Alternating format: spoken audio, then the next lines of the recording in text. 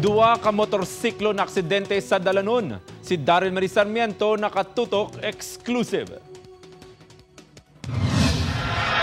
Pasado las 10 ang agas ang nagluntad ang aksidente sa barangay Mambog sa Banwasang Oton. Base sa impormasyon nga nakuha sa news team sa lugar, samtang naghahana nga magpaliko ang isa ka motorsiklo nga ginamaneho ni Rico Pancho, 19 anyos ng San Miguel, Iloilo. Gulpyada lang nga may nag-overtake. Napakatudad kami ito.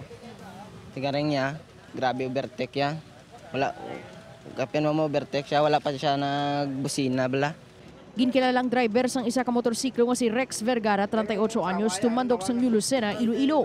Mayroon lang sa lapaya, sa pangunam lang sa karito lang. Siya lang ya. Oo, inay mo lang.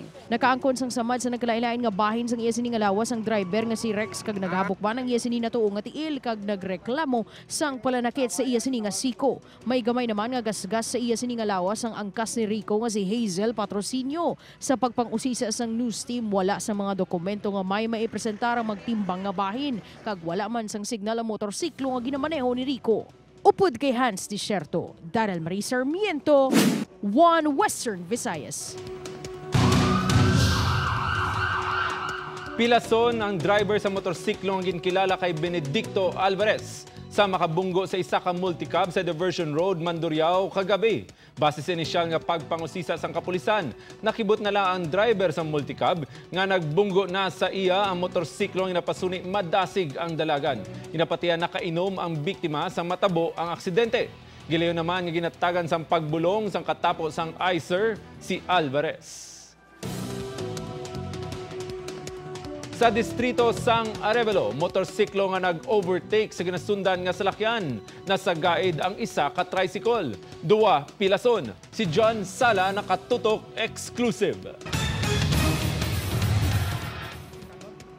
Pilason ng driver sa motorsiklo nga si Mark kabilang 28 anyos sang San Joaquin, Iloilo matapos masagaid ang isa ka tricycle sa Quezon Street, Arevalo, Iloilo kagabi.